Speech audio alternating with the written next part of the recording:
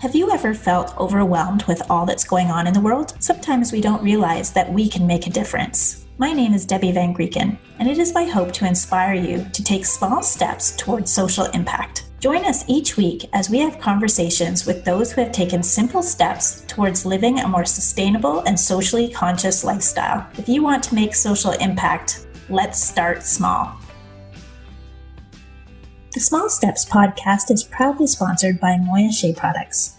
As a listener, enjoy 15% off your online purchase. Use code SMALLSTEPS15 at checkout. At Moya, we believe in people helping people. Supporting the local and global communities that help our organization succeed is very important to us. We apply a fair trade framework when purchasing raw materials, supporting farmers and families. Thinking global and acting local, Moya works with organizations to better the lives of children through education and fair trade. Are you looking for the best moisturizer for beautiful, healthy, glowing skin? Our Shea products are superb moisturizers and have exceptional healing properties for those suffering from skin issues. Check out these products and our wellness line at moyasheabutter.com. We're so happy today to be joined by Hayden VanGrieken. Hayden was born and raised on the shores of Lake Erie in Ontario, Canada. The second oldest of 5 boys, he spent most of his childhood enjoying the lake and exploring the back 40 on his parents' farm. Originally attending college for music, he switched into a marketing and real estate career. After working as a real estate agent for a few years, Hayden became restless. An avid traveler and thrill seeker, decided to join his brother and a couple of friends on a job planting trees for a summer in northern Ontario. Little did he know this would ignite a desire to return to nature, give up many of his possessions, and convert an old cargo van into a mobile home. Now setting new priorities for himself and learning to strike a balance between wants and needs, Hayden is finding his own path, living a successful life on his own terms. Hi, Hayden. It's great to have you join us today. Hello. So you're pretty far north right now. You're in Thunder Bay, Ontario, Canada. What's the weather like up there? It's cold and snowy. We had snow in mid-October, and now it's still, we get sunny days, but it's a lot colder than down south. I don't think I could survive it. I really don't like the cold. Ugh. So full disclosure for our listeners, Hayden, we go pretty far back, don't we? About 26 years. Yes, we do. So Hayden is actually my son. But I really wanted to have you on here today because I think you have a great story and I'd love for others to hear it. So maybe you could tell us a little bit about what led you to your decision to take a break from real estate and start tree planting. Real estate was a great career for the years that I was involved. I learned a lot about local and global economics and got a better grasp on how money works. However, I was pretty young to be in a career of that caliber. Most folks that were making moves in the market were older and used their own peers as representatives, Not many 20-year-olds had capital to begin trading real estate and owning homes. For sure. Especially in the market that we had a few years ago when it was all exploding, and it's still like that now. But anyway, I stepped away for the time being. I do believe that I'd go back into that workspace later in life. I knew when I left real estate, though, that I didn't want to go back into the 9-to-5 grind at a factory like I'd done many times before. Wasn't interested in retail or food services. I wanted to try something different and exciting. I love the work mindset of piecework and contract work, getting paid for the work you do. In real estate, you're paid commission on a trade.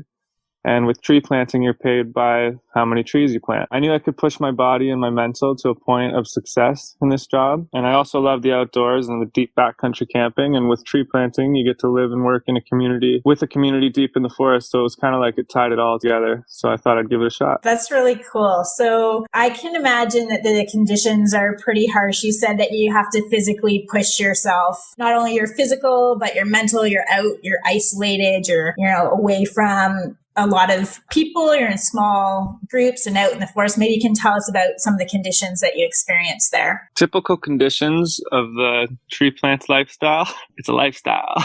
You go into the bush with about 20 other people. Maybe your camp could be up to 50. It could be less. You could be only out there with 5 or 6 people.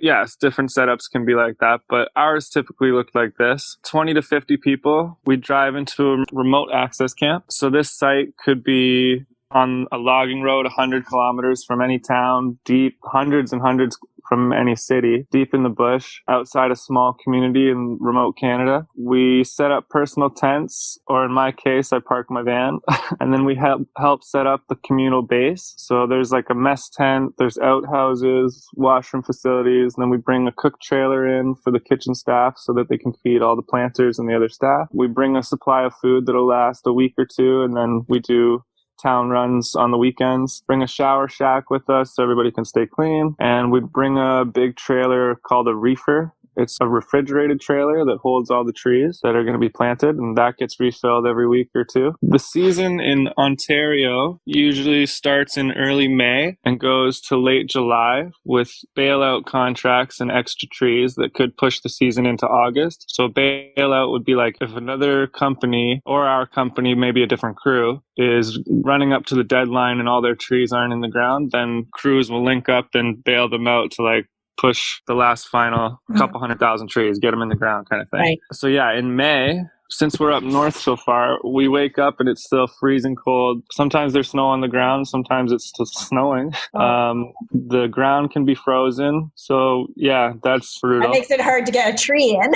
Yeah, sometimes. And then you said that you go into July, so then I guess you're experiencing the extreme heat on that other end. Come June, the weather changes from freezing to crazy hot, and the bugs come out in full force by the millions. I'm talking millions, like it's no exaggeration. Black flies and mosquitoes all day long. They eat your ears off. And so in the winter, or it's not winter, it's early spring, but it feels like winter. We layer up and we're beating the cold to stay warm. And then in the heat, we still layer up because instead of fighting the cold, now we're fighting the bugs and sunburns. Oh, wow. We're always layered up and like face masks and everything, but you can only do so much. And you just I let the bugs win. Like there's nothing, like some people layer up the bug spray, but it doesn't necessarily do the job. It might give you relief for 10, 15 minutes, but yeah, you kind of just bear it. So how many trees are you planting a day? So I've been planting only 2 years now. My personal best is 4,200 trees in one day. Wow. My average day, I would say, is around 3,000. Your rookie year, you should be able to hit these numbers no problem. By the end of the season, at least, like give yourself a month or so to figure it out, because there is a learning curve, understanding the land and stuff, and how the tree goes in, and then tweaking your form to gain extra seconds on every tree, and your numbers will go up. But stick with it. I have friends that have planted 5,000 a day, 7,000. I've got a couple buddies that have hit 10,000 in one day, with each tree being like 12 cents. This is all hand done. You're not using like machines or anything like that. Oh, this is you just using a spade. Tell us then, you're planting these trees, you're doing it by hand, you're putting thousands in the ground. What's the condition of the land that you're working on? What's kind of describe what's happening around you and what that looks like for us? We call it the block. So the block is our work site. The block is a section of forest that has been clear cut by the logging companies. And we're hired by the logging companies to replant the area so that the future generations can enjoy the forest, as well as those logging companies being able to cut again to sustain lumber needs for the future. The block really looks like a war zone after the cutters have left the area. What they leave behind is like a wasteland of slash and stumps and deadfall trees, tons of sticks and mud. It's just disgusting.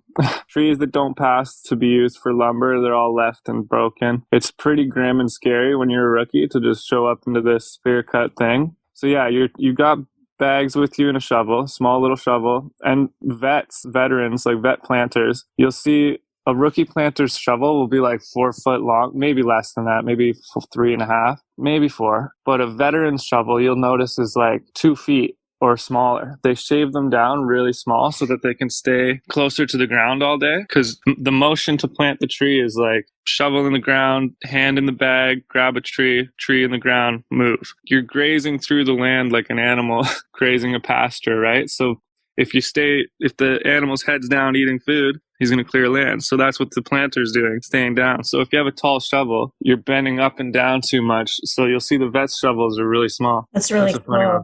little thing. But you're told to bag up as many trees as you can carry. You cut into a piece of the block, empty your bag, go back to the cache, and load up again. So that can be pretty far distance as well, right? So where you go to get your trees and then where you're planting, might have to walk for a little bit. Yeah, that's what you want to learn not to do. Dead walking is what we call it. If usually the cache of trees is right at the foot of your piece of land, you'll load up anywhere from like 300 to 650 or so in your bags, and that should last you an hour. That's what you kind of want to do. You kind of want to plant or carry as many as you can plant in an hour, hit your cache every hour so you can get rest, a little bit of water and food, and then go back again. But when you hit the land, you go to the back and then plant from the back to the front so that you're closing it in. And then when you run out of trees, you're empty walking a little bit back to your cache, and then when you go back in, back is closer because you've planted from the back front, right? It would make sense if I could like draw it out for you. Well, I think I get the picture. But, I'm really curious, Hayden, how has being in nature changed you? Do you feel like you have a bit of a new appreciation or a desire to be a better steward of the environment? You're talking about how the logging companies have come in and everything is just devastated. And, that first impression of how scary that is. Now you're part of that rebuilding, replenishing it. Have you found that you have a deeper sense of nature or appreciation for it? Yeah, I've learned things on how to be a better steward and stuff like that, probably from people that I've met in this tree planting world and elsewhere as well. Because we have to understand that tree planting, our job is to replant the cut trees that have been taken for lumber. But what we plant is scheduled to be taken again in the future. So yeah, we're replenishing the forest, but it's not a cure-all or a pass because this is actually something it's not. It's a little controversial. Yeah, it's it's part of the what's happening, and it's not sustainable. We're trying to figure out better ways of doing this, right? But for sure, it's important that you're replenishing the trees. But I would think that would definitely, give you some sense of some of the issues, the bigger problems, and some ways that you can be a part of the solution. So what are you feeling? I've learned out by being out there how strong Mother Nature is and how resilient it can be. I've seen through documentaries and other lifestyles that people have lived how much of an issue mass factory farming is of animals and the amount of agriculture and land that is taken away just to feed livestock, and then all the waste that the livestock produces and the pollution that causes. I just decided not to support that, and I've gone vegetarian for the last 6 months. I've been veggie, and that's a small contribution in my way to be a better steward for the environment, not support all the pollution coming from that. That's great. And I gotta say, I'm really interested in your van. So for all the people out there, you heard in the bio that you had actually purchased a van. And as a mom, you can imagine all you moms out there, your son comes home with this big cargo van and you start to wonder what's going on. But you decided to make this a conversion and make it into a mobile home for yourself while you were there. Can you tell us a bit about the van and what maybe it cost and how you did the conversion? The van was relatively cheap. Cost me only $1,800 at about probably like $22 after taxes. Put $1,000 in for tires and then inside I built everything in the van except for the insulation. I had to buy that at the store. Everything I built was with recycled material that I found in my barn. Lucky for me, I had this barn. We as a family, we have a barn that's used mainly for storage and a workspace. We've stored extra lumber in there and materials from old renovation projects. I got to just putter around and see what would work. The walls in my van, they're from old deck board, and the flooring was given to me from a friend who had just redone his kitchen. So I got extra stuff from that. I made the counters out of old plywood that was just laying around, and all the hardware, screws and handles and stuff I could find from old dressers and cabinets that weren't being used. And yeah, it was a lot of trial and error, but a real fun time, real fun process and project. It looks really cool. What did you find? So you actually gave up your apartment and moved everything into this van and then headed up north. So what did it feel like? What kind of emotions did you go through when you saw that you pared down all of your belongings and now everything fit into a van? Yeah, it was a little bit different, and I felt a little nervous and weird because you're not homeless or nothing, but you kind of live that nomad lifestyle for a second, and it feels different and interesting, but I thought it was pretty cool now. Like I could go anywhere I wanted. There's a little bit Freedom is of a big freedom deal in for that, me. isn't there? Yeah, freedom is a big deal for me. So that was really comforting to have that freedom, and having a bed and a stove and ability to cook anywhere was good for the budget and made it go farther. Yeah, it was fun. Is there anything that you miss not having? Well, I don't have a washroom in the van, so that's important. Yeah, I miss not having a washroom.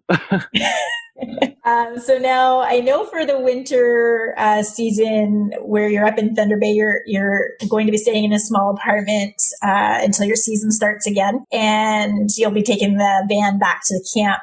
So is it hard for you now that you've simplified and gotten rid of all your stuff? Is it challenging for you to not want to buy more stuff, that you've got a little bit more space? Or are you enjoying that kind of simply minimal living? I was going to say it's hard to not buy stuff and everything, but for me, it's pretty easy because I don't buy stuff. Like I'm not into retail therapy, or anything like that. Like I don't need to go buy out new stuff. I only wear clothes that I wear. Like I don't have a closet full of things I don't touch. And same with my fridge. It's like food that I eat. I'll shop maybe weekly so that I don't have extra stuff that goes to waste. Being in the north, and my friend has some property up here, so there's like a little hobby project land that we have. So I did splurge on a few new tools so I could do some projects out there. So that I did buy new tools, but I feel like a lot of our listeners would find, going minimal not very easy. And I know for sure not many of them would want to go plant trees in the forest in those kind of conditions. But maybe you can share with us some small steps that people can take that would maybe start to give them this feeling of freedom that you've talked about.